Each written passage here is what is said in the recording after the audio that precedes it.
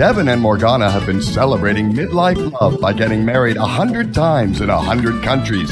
They believe grown-up love gets better and more fun, especially for women. Everyone's smarter, wiser. Men are more relationship ready. And if they're not, it's obvious. Forget anything you were told about being too old or too late for love and adventure. Instead, get fresh new tips on dating, relating, and travel to exotic destinations. And best of all, call in for personal guidance, creating crazy, sexy midlife love in your life.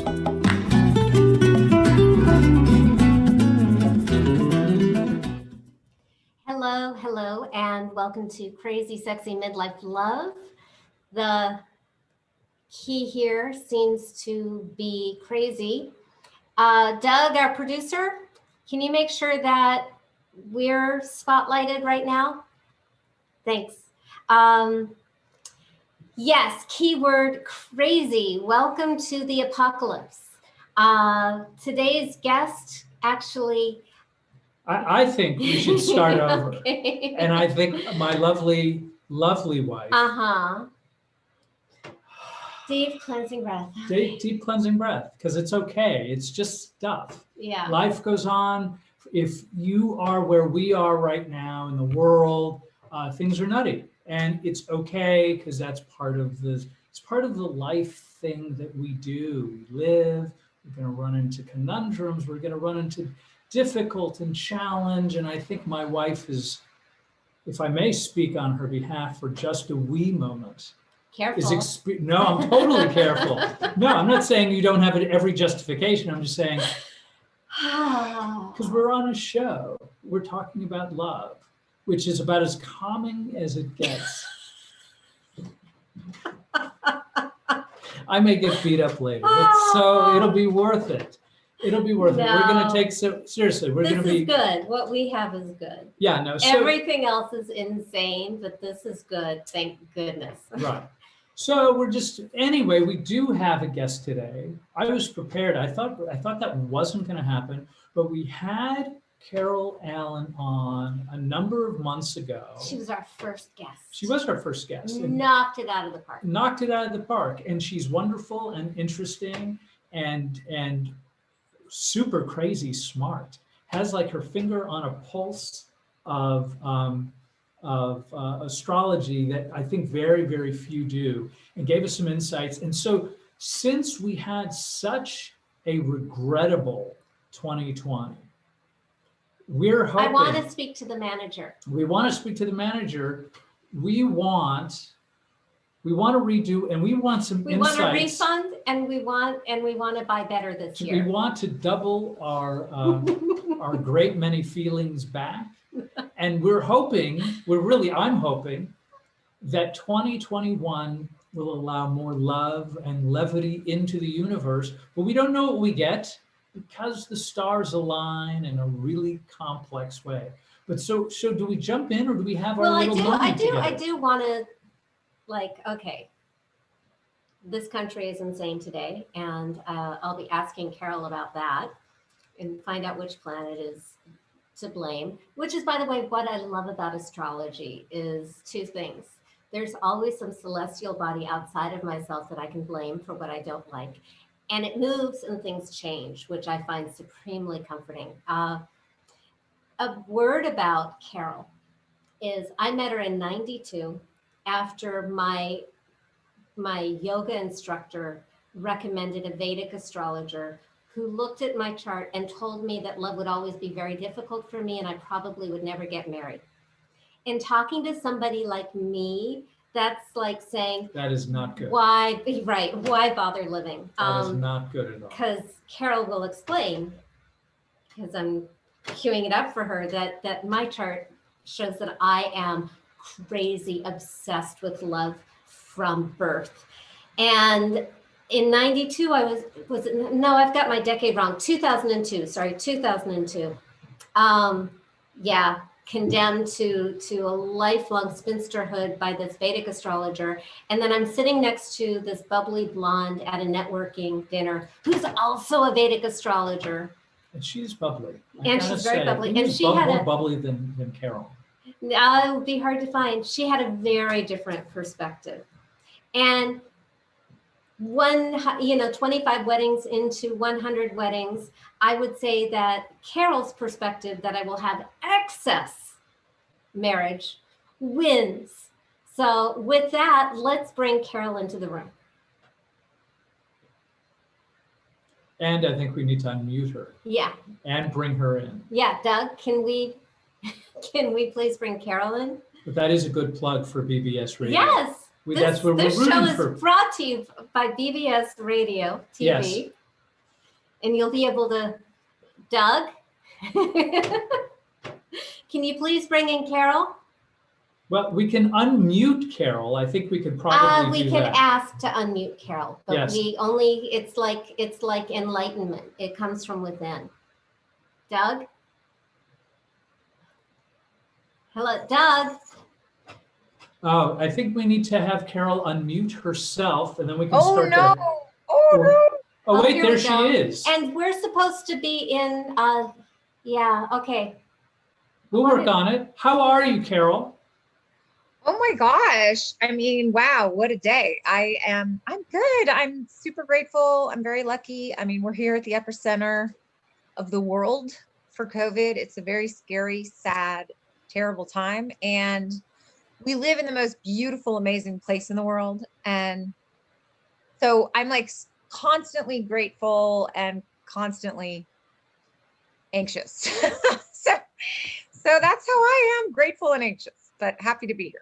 I'm so glad that you are. And so I guess, I mean, do we jump right in? Do we jump right into the kerfuffle that is starting off our new year? Let's start with, so Carol, why did 2020 suck? Oh yeah, no, that's a great question.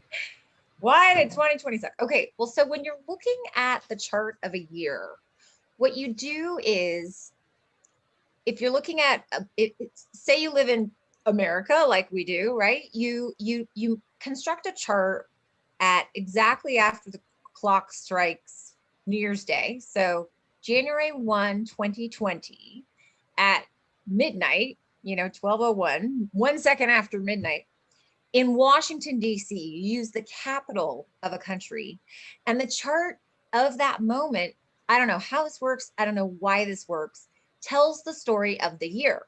So here is the chart of 2020. You guys can't see it, but the thing that's so incredible is it literally has 6 planets in the 4th house. And the 4th house is home.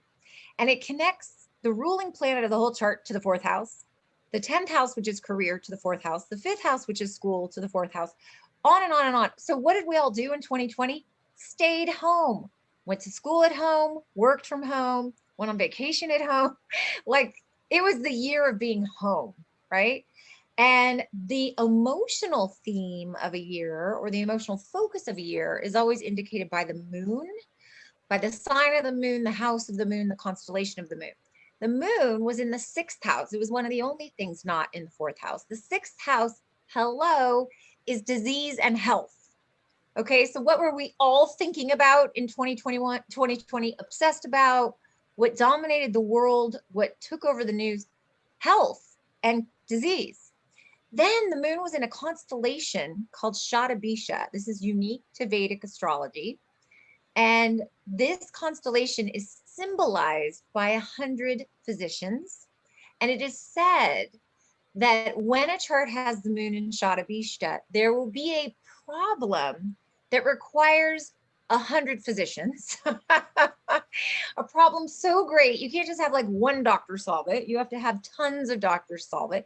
And what we saw in 2020 was this unbelievable sharing of science and open sharing between countries, between cultures. And then Shatabisha, the whole goal of Shatabisha is to rid the world of problems. So what happened by the end of the year was a lot of treatments, more than one vaccine. We started to rid the world of the problems that we have. So quite incredible, I have to say. This chart, like when I first looked at it, I was like, oh my God, there you have it. Like, there it is. Crazy. So that leads us to 2021. Yeah. I was going to say, is there anybody in the cosmos we could fire to get rid of 2020? And then I realized, oh, right. But I digress. But please, I'm looking for some other house that I can't pronounce. It has good news.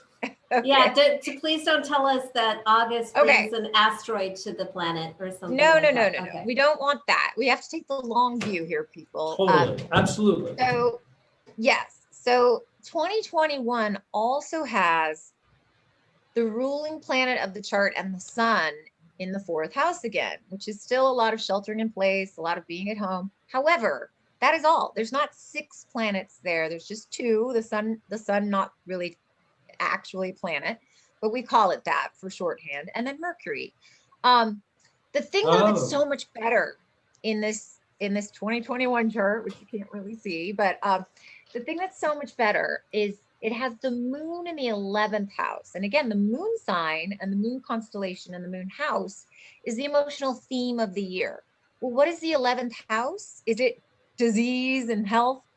Is it like hard work and struggle, which I didn't even mention is what the 6th house is? Is it things starting hard but getting better slowly? No, the 11th house is groups, friends, and organizations. It's mingling, it's mixing and mingling.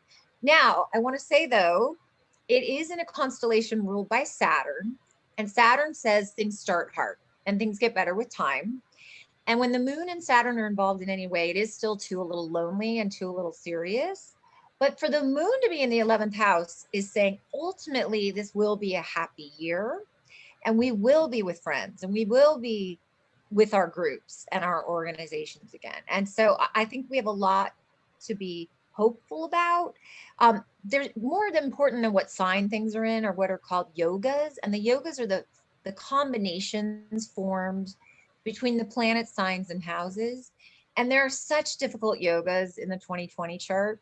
And there are such difficult yogas in the inaugural chart back in 2017, January, of Donald Trump, which is part of why he became president at a very karmically intense time, whether you love him or hate him. And you and I are all on the same page about that, right? You know, I don't think anyone had an easy time being any kind of a leader of anything with COVID around, right? And so the good news about 2021 and the next 4 years is that the inaugural chart of Biden and Harris is also a much better chart. It's also a much more positive, more proactive, more capable of making things happen and making things be resolved. So I really do think there is a lot of reason to be hopeful. Now, I'm a love girl. I've been obsessed with love my whole life too, just like you, Morgan. My mother said I flirted as a baby. I treated men differently.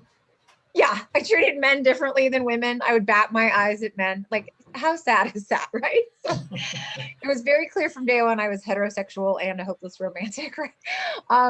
So anyway, the thing that's kind of a bummer in both the chart of 2020 and 2021 is indications around love and romance and marriage and relationships are really hard in both. In any chart, the 7th house is other people, it's allies, it's partnership, it's marriage. So of course we saw 34% increase in divorce in 2020. Weddings, of course, went way down. I'm also a love coach, and I have so many clients that don't even want to date right now, right? Because it's scary. How do you kiss someone? How do you get up close and personal, so to speak? So unfortunately, the chart of 2021 also, the 7th house is the weakest. The planet of marriage is debilitated. Venus, which is romance, is being eclipsed by one of the eclipse points. So I do think, I think it is more a year of friendship and groups and organizations, but I also think the economy is going to be fine. I think people are going to start to be able to grow whatever they're doing again. And so, yeah. And, you know, there's the collective karma, and then there's all of our individual. And, you know, you and I, we all know a lot of people that actually loved 2020 I know a lot of people that were so grateful for the pause and the slowdown, and it helped them focus again on what really mattered. It helped them really look to their dreams that maybe they haven't given enough time to. We all got a big wake up call, right? That, to quote Hamilton, tomorrow isn't promised and every day is a gift. And today, to quote Hamilton, history has its eyes on us, right? So, just because things on the world level are still not quite where we want them to be, there's all our individual charts and our individual destinies. And I know people who made great money last year. I have two clients that got married last month. I have two clients that got engaged on Christmas. Like, you can't stop love and you can't stop success if it's meant for you. So I just want to say to everyone listening, even though I've still got some heavy stuff to say about this year, if your heart is feeling called to look for love or go for a dream, please do. And the collective does get better and better as the year goes on. Can I ask you, and Yeah. by the way, that sounds great, and it makes complete sense. And can I ask you a question? Because you said that Mercury was in the fourth house, which is home, correct? Yes. And so when I hear Mercury, I think of sort of like an intellectual sort of Yes. place. Yes. And so when I hear that in this sort of like in the house of home, I kind of think of almost like a PTSD kind of thing. Like, in other words, we're going to stay close to home on an intellectual level, because I think to some degree, a great many people have taken their hits in 2020. Is that? Well, the other thing though, yes, absolutely. I totally agree. And the other thing that's uniquely happening now that's historic is Jupiter and Saturn are in the same sign, which happens every 20 years, but they haven't been in the same sign in Capricorn since 1960. And when Jupiter and Saturn are together in the same sign, there's tremendous transformation around what that sign is about. Well, Capricorn, and this, by the way, is according to Vedic astrology. So these are different calculations than what Western astrology says. For any of you that are confused and are like, wait, Capricorn? No, they're not. I'm talking about Vedic astrology. And Capricorn is the sign of work. And what was the big transformation in 2020? The way we work. So many people found out, oh my gosh, my job can be done from home. I don't have to commute. I don't have to dress up every day. I don't have to sit in some dry, airless office with a bunch of people I don't necessarily want to be with, right? And I definitely think, Mercury is work. Mercury is commerce. And I think even if COVID magically did disappear, right, tomorrow, I do think a lot of people would still work from home, or at least incorporate more work from home.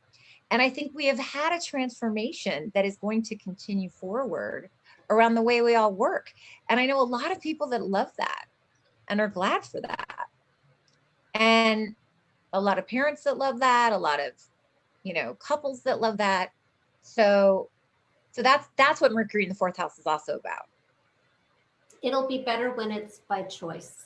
Like I was, Yeah. We were already working at home. And Right. I think some couples like to work at home together and some don't. It'll be better when it's choice. About what you were saying about love in 2020, the way I interpret that is if you're out there and you're feeling frustrated in 2021, it's not your fault. Again, it's the planets. And that will change. And maybe this is the year to work on your mission to save the world or work on your personal development, but you get kind of a get out of jail free card because it's not your fault. Well, and, I will say, in my experience, people loved having a get out of jail free card to not make the effort, right? And to look to something outside of themselves to blame it on. And what I love about astrology is exactly that. I love saying to people, you didn't fail here. This couldn't have been different, right? Or you didn't fail here. The weather just didn't support the growth of that thing. But I want to say to people that really want love, the people really looking for it now really want it. a hookup time. This is not a casual sex time. This is not a just meet up and meet a lot of people and blow through opportunities kind of time. And so, what I think a lot of singles have really found is that they're lonelier than ever. And I have so many clients that have said to me, it was easy to distract myself before. It was easy to be single when I could travel and I could go out to dinner parties all the time and I could see friends.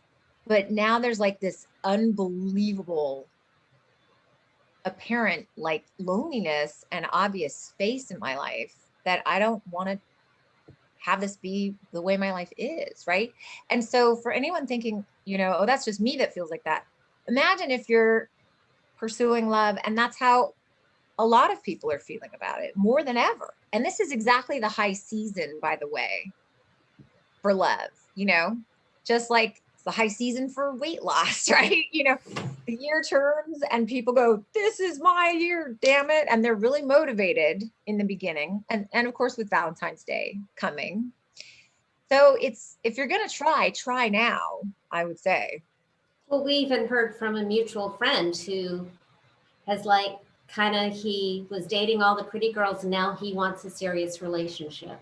Exactly. I actually I spoke with a client and just mirrored what you were discussing, because I think he's a young guy and I think he has ideas that this would somehow be great to really just sort of play the field and some but I mean, I think there's a measure of wishful thinking, and then there's sort of like the reality of well what's your plan? Do you know what I mean? Like, how do you expect to accomplish this in a safe way? And what, right?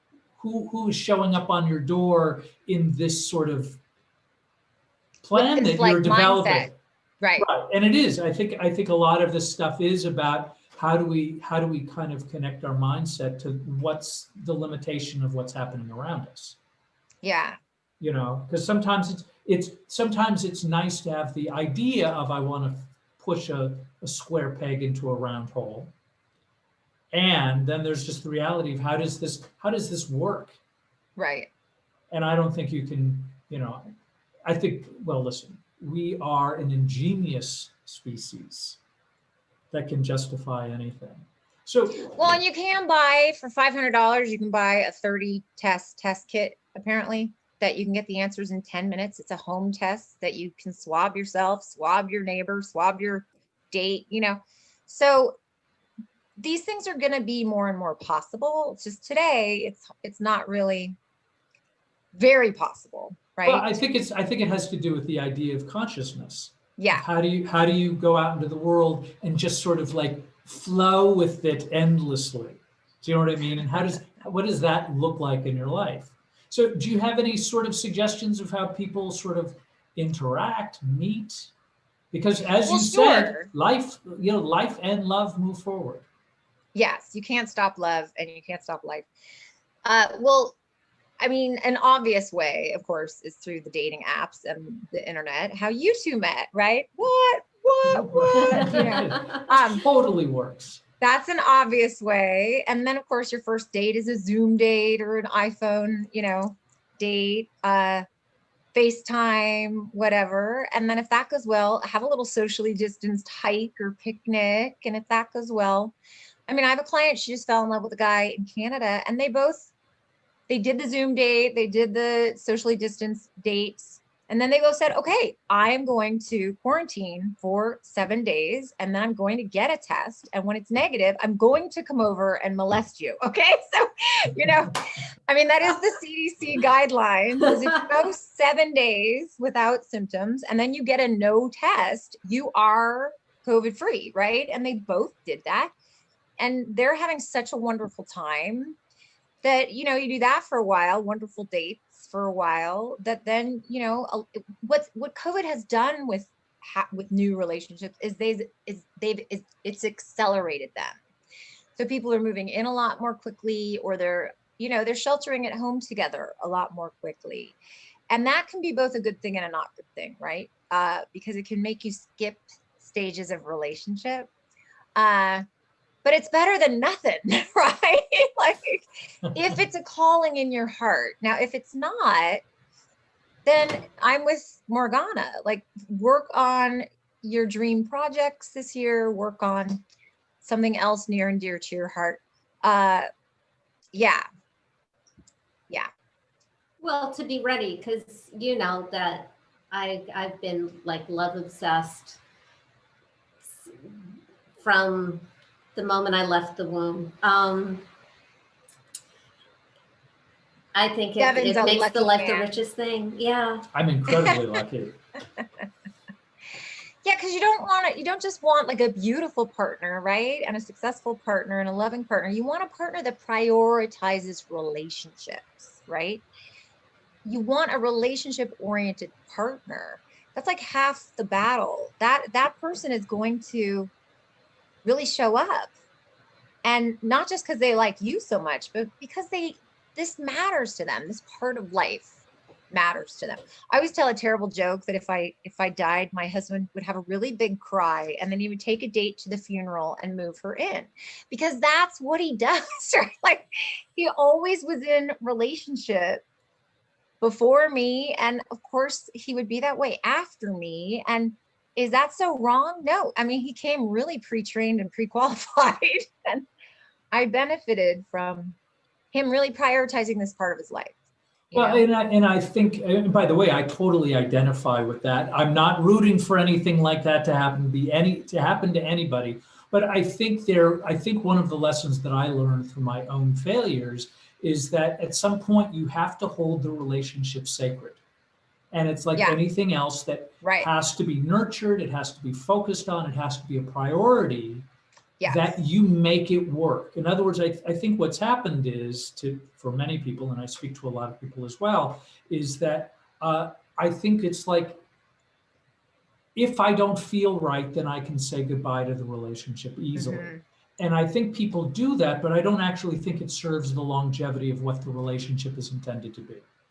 I remember a dear friend of mine saying, do you want to have one experience with 1,000 women, or do you want 1,000 experiences with one?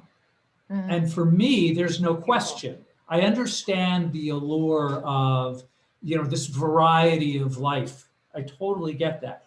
But I sort of appreciate sort of like what the depth can bring in terms of that big picture. Beautiful. Yeah.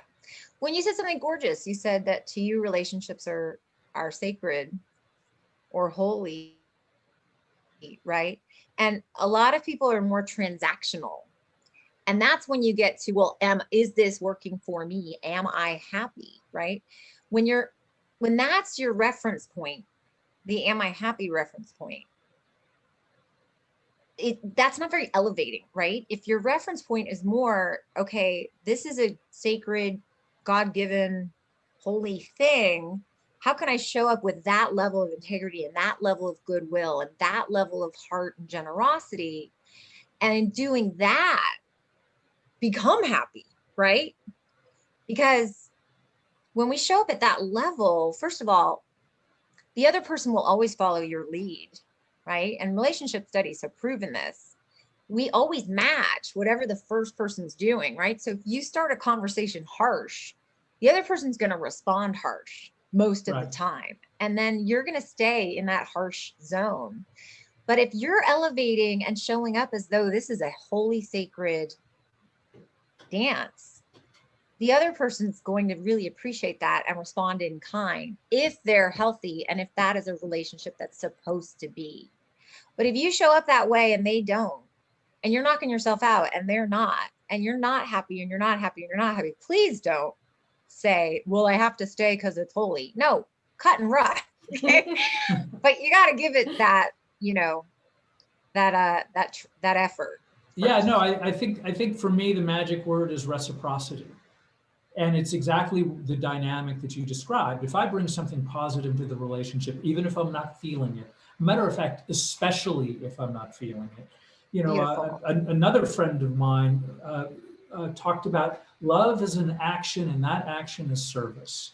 And it really, for me, sort of bridges that gap of where do I fit in my life's purpose? Because I want to be happy. I like that idea of happiness, but I think I find when I am content and I'm sort of like feeding a much bigger picture of what my life is to be about, all of a sudden happiness gets ticked. Do you know what I mean? Like if I'm Yeah. shooting beyond just sort of like my momentary joy, right? My appreciation of happiness in a particular movie, Your new guitar. my new guitar, and I'm Oh. not discounting, actually it was a new guitar and a bass. Super wood. Wow. Oh my gosh. But that is a Santa total, was good to someone. by Hanukkah the Harry way, was very good to someone. yeah, no, that is, that is my momentary thing. But of course, Uh-huh. matter of fact, to use that analogy, the trick would be is if the guitar sits in a corner and I don't play it and I don't improve, then it just becomes a beautiful ornament. And that's Mm. not the goal of the relationship. The goal of the relationship is to play beautiful music. And Yeah. that only improves when you are dedicated to that instrument Right. for the bigger picture. Yeah, well, love is a verb, so Right. Yeah. well, and it's really sad, with that divorce rate that's gone so up, because first of all, they have found that it's especially new marriages that are failing at this time. So you can imagine like being in the bloom of new love and getting married and you think, oh, it's going to be so great. And then suddenly you're like totally stuck all day, every day with this person. Right. And that's hard on a new relationship. So those are the bulk of people divorcing. And then people who really shouldn't be together.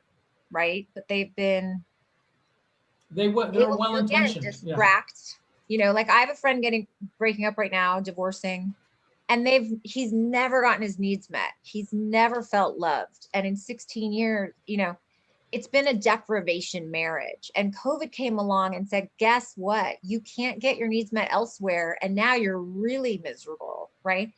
And I have another set of friends, totally mismatched, really a broken marriage for 30 years. And he's been on the couch for like 4 months.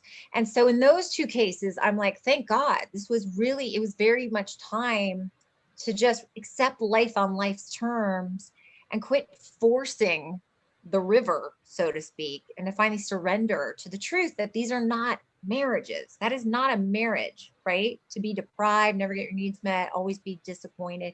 It's like, this saying, Devin, it's like always going to the hardware store looking for milk, right? Right. And so those marriages got harder under COVID, and they should have. But happy ones like you guys got happier, right? Yeah, no, we're okay. That's the one thing. I mean, in just my personal relationship, like that's the one thing that's been a non-issue for the most part. Yeah. Do you know what I mean? Yes. And so I that totally know. Yeah, and so that part's, but again, I still have to be conscious of the fact that I may be completely horrified with what's happening in the world, but it's not my job to bring that to my wife. My job is to be conscious of what she needs, how I can be of service to her, and to make sure that she knows that she's loved, special, and that she's on solid ground with me. Yeah. Well, and how lucky you have each other. I heard Chris Rock was on the Sunday morning show on Sunday. He's so funny. And he said about his married friends, he goes, even my miserable married friends, they say to me, I hate her, but I'm so glad she's here. He said, it is so much harder to be single now. So anyway, everyone's journey is their journey. Everyone's timing is their timing. I always so appreciate, Morgana, that you share your story about the other astrologer and what I was able to see for you. I have to say Vedic astrology, which is the system of India, is astonishingly predictive. And I have colleagues that predicted COVID, and they predicted it a year in advance, 2 years in advance. I have a colleague who 10 years prior to 2020, in 2010, his mentor held a conference to discuss the world-changing global events of 2020. 10 years in advance, they had a whole conference on the astrology of 2020. This was a world-changing, game-changing year. I mean, we didn't even talk about, Black Lives Matter happened. We saw all this really revolution in 2020. We really did. And right, there was also a Christmas star right before Christmas, Jupiter and Saturn. There was a great conjunction, it was called. Right. They came together in a way they haven't in over 800 years, where they looked like one bright shining star.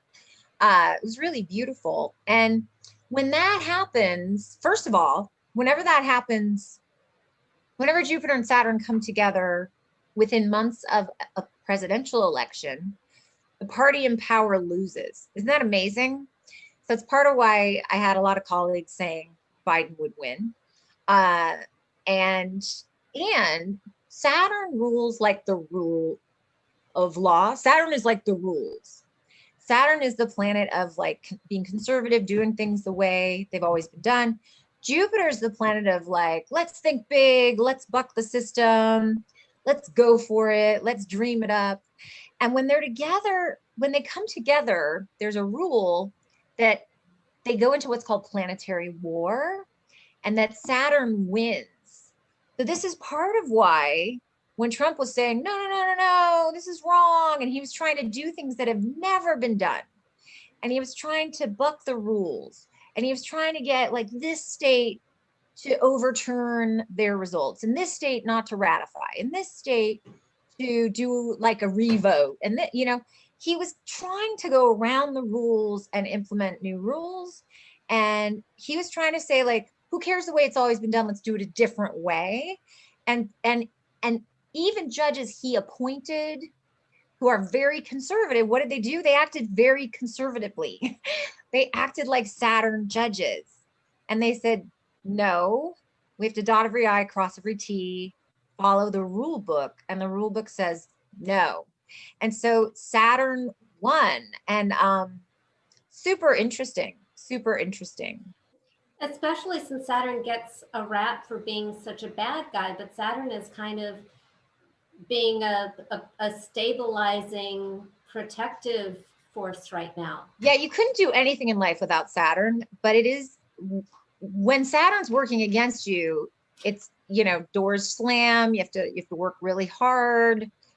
You get a lot of disappointment. So in Trump's chart right now, he's in a Saturn period, and Saturn's in his house of loss, and his 12th house, which is loss and isolation and betrayal. And oh, by the way, places of retreat like hospitals and prisons. He got COVID under this Saturn energy, and a lot of people think he might go to jail. Who knows? So Saturn right now is working against him, right? So, they say Saturn takes the most away, but when it's working for you, he's also the giver of the greatest boons. So I met Devin and got married to Devin in the middle of like this epic triple Saturn thing that you told me I was in. What was that called? I don't know. Let me look. Oh, were you in your cycle of Saturn? It was like 3 in a row, and I was smack in the middle of. So I have a question that may be technical, but it's also a convoluted shout out to the predictive ability of the Vedic astrology system. Because hold on. I have to ask your wife, what year was that, Morgana? I met Devin August 2012. Okay. So yeah, you were in a Venus-Saturn period, but guess what? For Libra rising, Venus is the ruling planet. So this was like your time to shine. And Venus is the planet of love and marriage. And for Libra rising, Saturn is what's called the Raja Yoga planet. This is the royal status planet. This is the planet that is like your best. And Venus is marriage and Saturn is commitment. So there you go. So that was cool. That worked out. So what was your question, Devin? Sorry to cut you off. No, that's quite all right. So now I've heard all kinds of predictive astrology during the course of my life. I'm sure a great many people have. And it seems as though the Vedic stuff that I've heard, which is limited, and maybe it's just your unique genius. What do you have an opinion on why the Vedic astrology sort of lends itself so accurately towards prediction? Because I think if you were to ask me, and I've studied a skosh of astrology, so this is my Skosh. ignorance. My That's a great word. ignorance is that it would seem that predictive astrology is the most difficult aspect of it. In other words, we can say, Yeah. oh, I'm a Gemini with Libra rising, and then we can have a conversation, and many of the conversations might be similar. However, it does appear that the Vedic angle has a stronger foothold in the predictive element than other forms do. And I'm just curious. Have I asked too Well, much of a question? no, no, you haven't. Okay, well, this is like we could do a whole hour on this. And there are some brilliant, brilliant, brilliant Western astrologers, I'm here to tell you.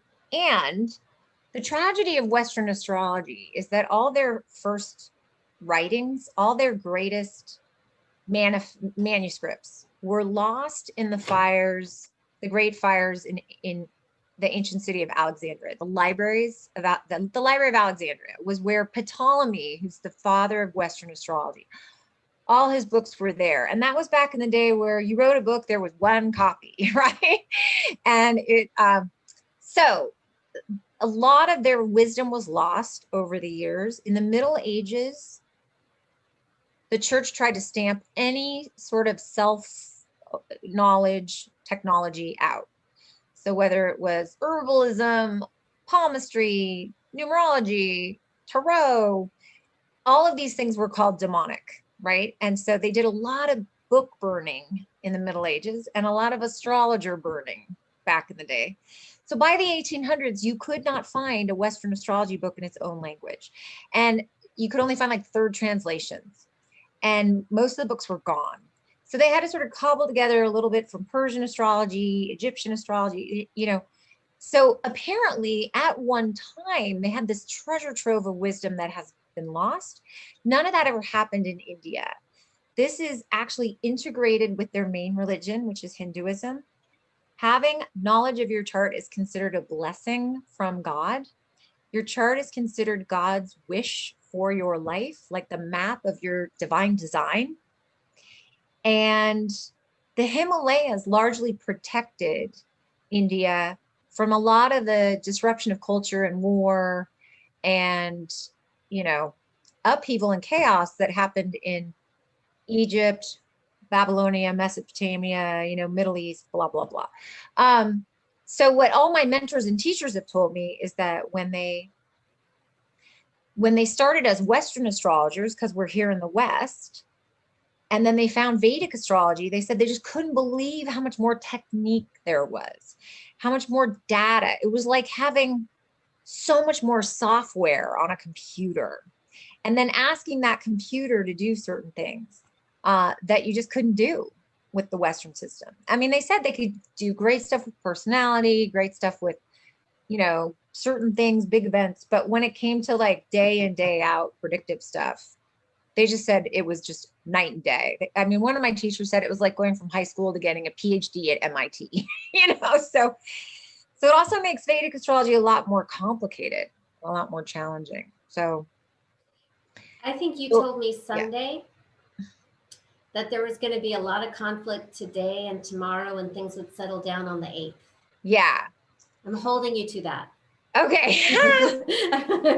Well, Mars and Saturn are exactly squaring right now, and that creates a lot of hostility. Those are the planets of war when they come together, and they're exactly like the same degree on signs that square each other, which builds up a lot of tension. And then what happened today is the moon comes along and squares them.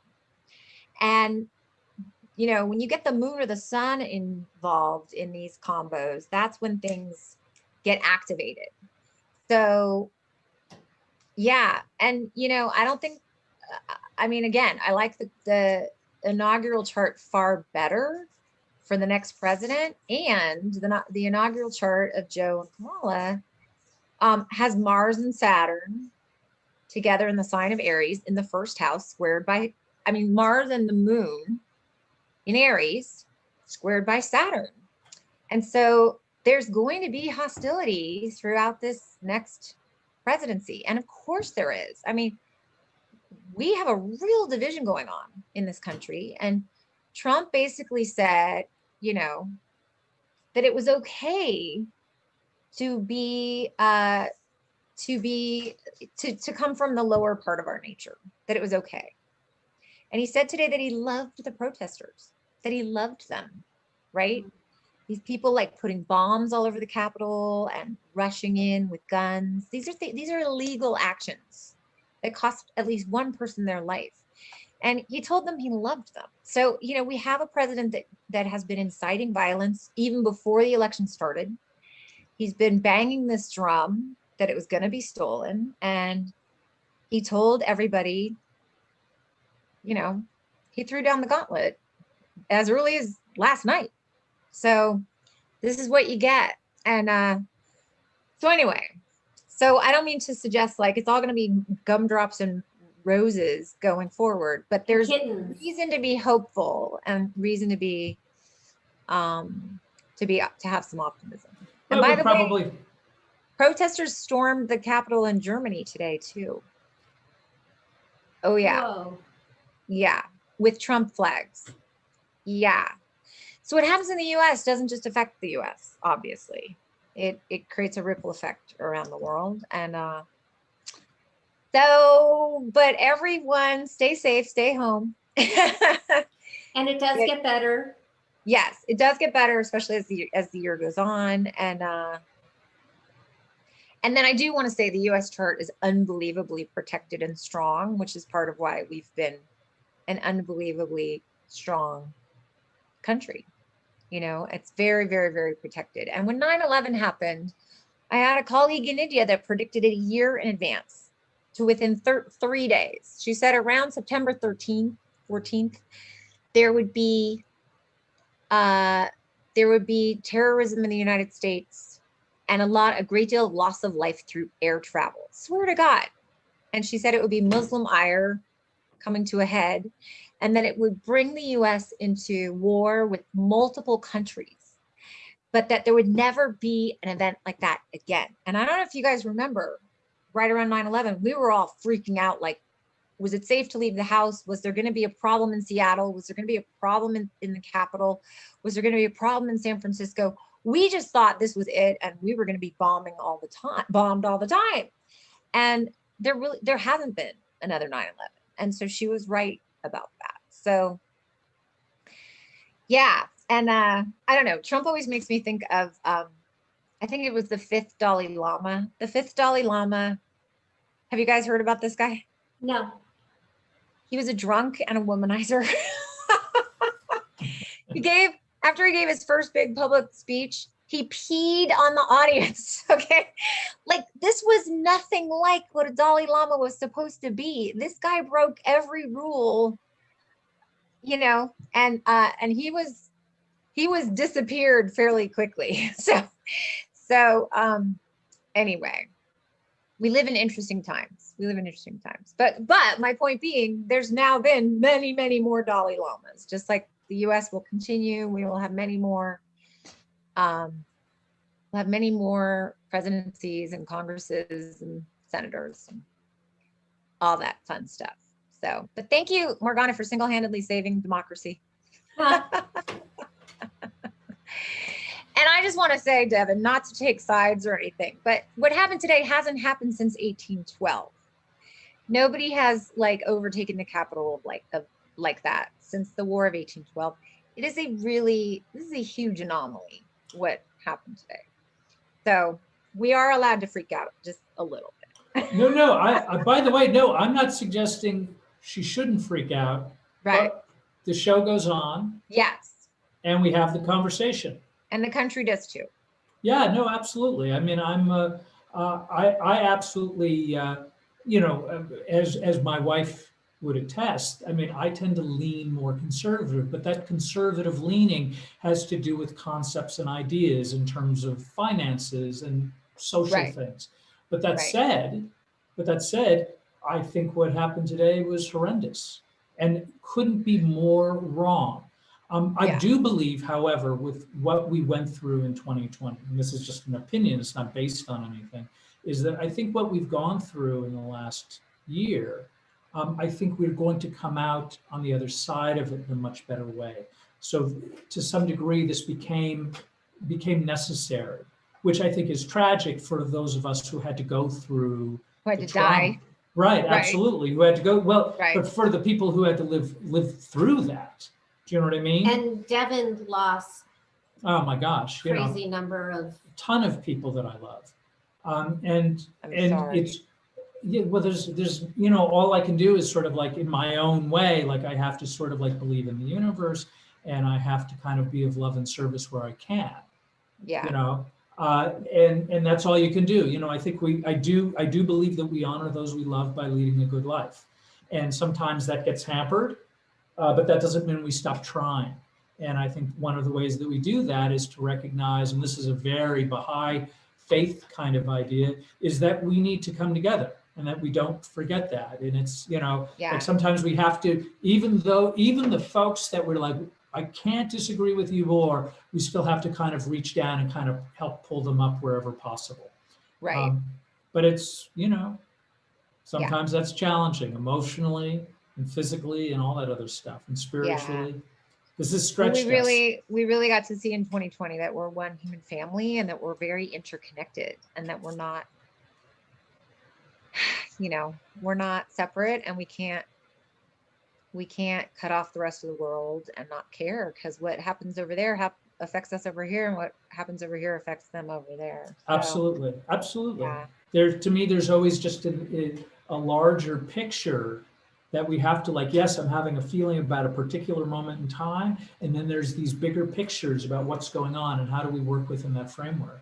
And to me, it always comes back to sort of like love and service and tolerance, but that doesn't make it, you know, sometimes we're at our wits' end. Yeah.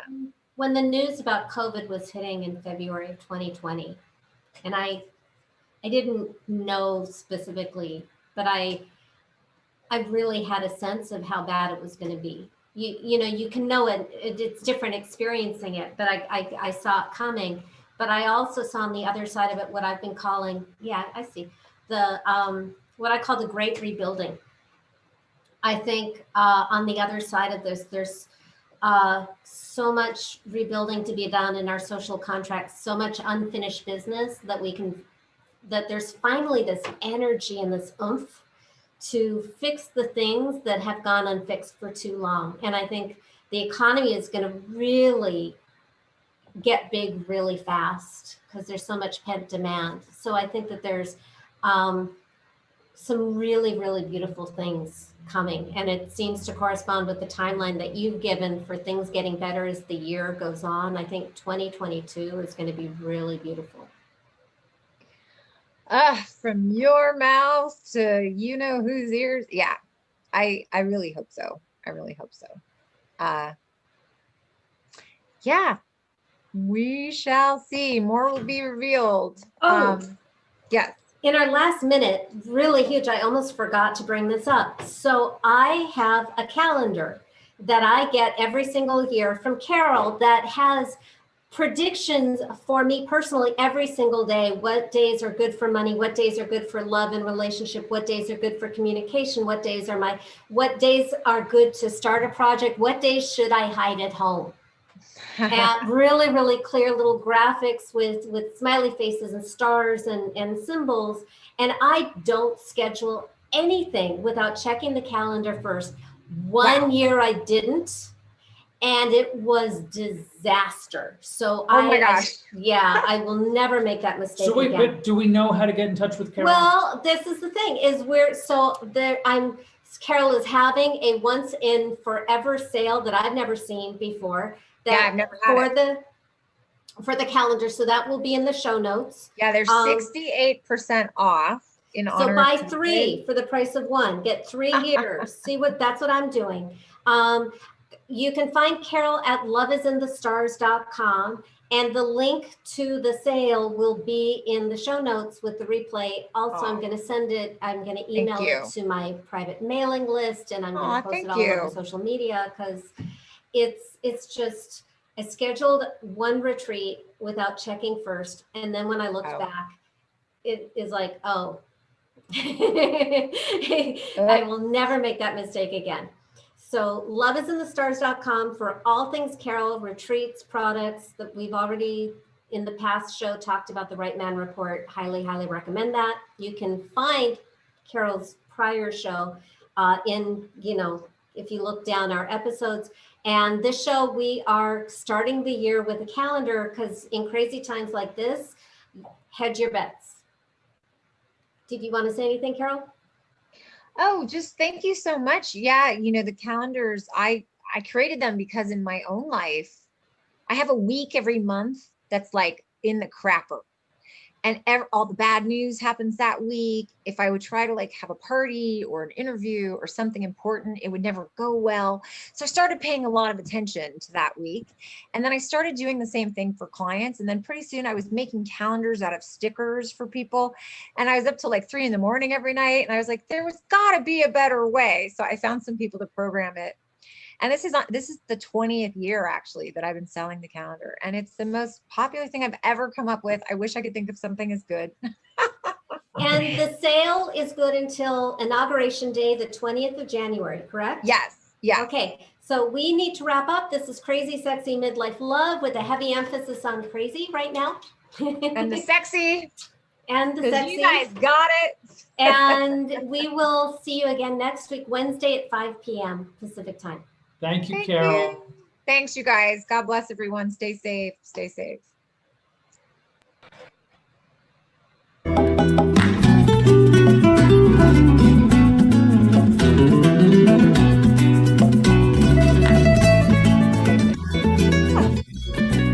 Thank you for listening to Crazy Sexy Midlife Love.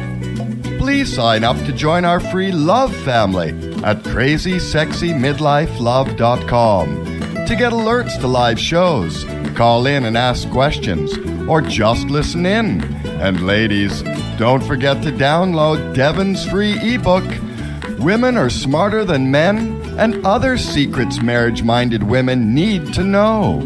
Also available at crazysexymidlifelove.com.